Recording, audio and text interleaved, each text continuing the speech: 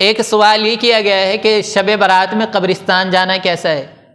ये याद रखिए कि शब बारात में कब्रिस्तान जाना नबी करीम सल्लल्लाहु अलैहि वसल्लम से पूरी ज़िंदगी में सिर्फ़ एक मरतबा जाना साबित है।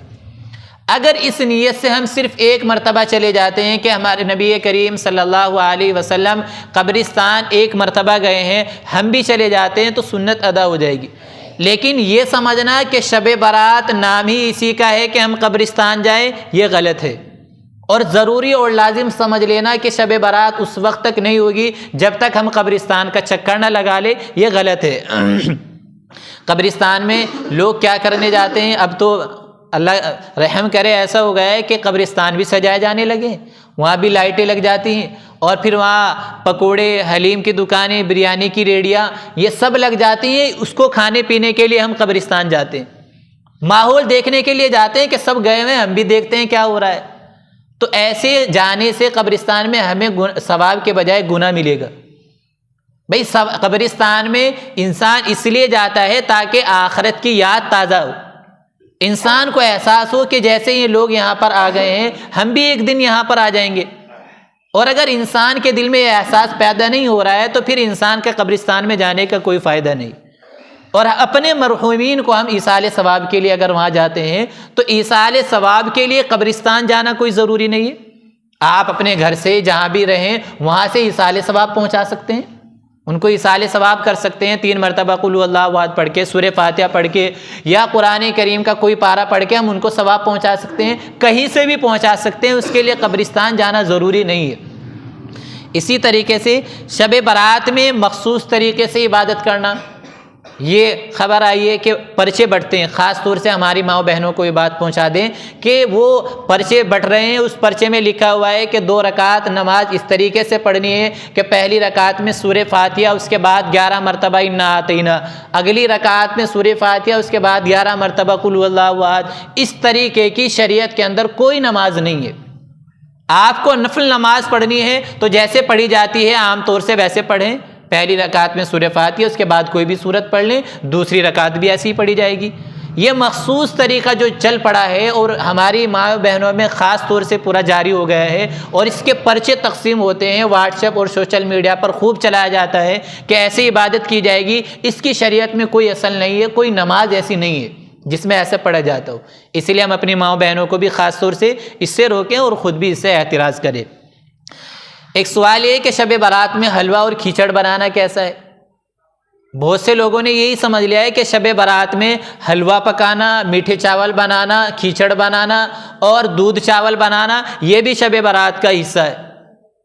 शब बारात का इससे कोई ताल्लुक़ नहीं है। शब बारात इबादत की रात है। आप इसमें जितना इबादत अल्लाह ताला से कर सके कर लें, नमाज पढ़ लें, दुरूद शरीफ पढ़ लें, इस्तिग़फ़ार कर लें, कुरान करीम की तिलावत कर लें, नफल पढ़ लें, अल्लाह ताला से अपने गुनाहों की माफ़ी मांग लें। ये काम करने के हैं, इसमें ये काम करें हम इसमें। इसी तरीके से शब बारात में मोमबत्ती अगरबत्ती जलाना कैसा है। शब बारात में मोमबत्तियाँ कब्रों पे जलाना या अगरबत्ती जलाना, पटाखे फोड़ना, ये सब चीज़ें ऐसी हैं कि खुराफात में इनका शुमार होता है। शब बारात से इसका कोई लेना देना नहीं, ना इसका कोई ताल्लुक़ है। इसलिए इन चीज़ों से भी हमें एहतिराज़ करना चाहिए। शब बारात का रोज़ा रखना कैसा है, यानी 15वीं शाबान का अगले दिन का रोज़ा रखना, ये नबी करीम सल्लल्लाहु अलैहि वसल्लम की इस ताल्लुक़ से कोई हदीस नहीं है कि उस दिन का रोज़ा रखा जाए। हाँ, नबी करीम सल्लल्लाहु अलैहि वसल्लम की आदत शरीफ़ा ये थी कि आप महीने की 13, 14, 15 तारीख का हमेशा रोज़ा रखते थे, हर महीने का मामूल था। तो इस नीयत से कि 15 तारीख का नबी करीम सल्लल्लाहु अलैहि वसल्लम भी रोज़ा रखते थे, इनको अय्याम बीज़ कहा जाता है, तो मैं भी ये रोज़ा रख रहा हूँ। तो इस नीयत से अगर इंसान रखे तो सुन्नत पर अमल होगा और सवाब मिलेगा। अलग से कोई फजीलत इसकी साबित हदीस में नहीं है।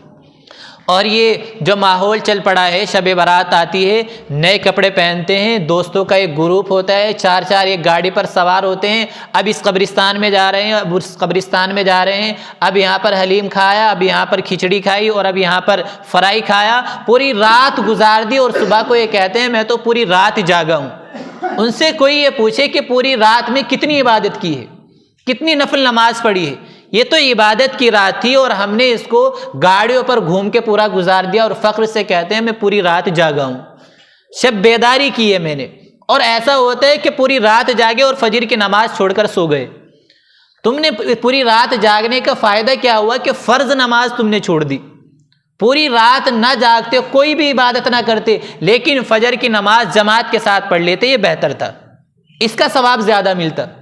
इसलिए हम इन खुराफात से बचें कि इधर उधर घूमें और बस माहौल बन चुका है ऐसा कि बस इंसान के घूमने का आदी हो गए, पूरी रात चक्कर लगेंगे, कभी इस वाले कब्रिस्तान में उस वाले कब्रिस्तान में, हर एक का रिश्तेदार कहीं ना कहीं दूसरे कब्रिस्तान में दफन होता है। दोस्तों का पूरा जत्था और पूरा ग्रुप हर कब्रिस्तान में जाता है, वहाँ पकोड़े खाता है, वापस आ जाता है। ये होता है। अल्लाह ताला हम सबको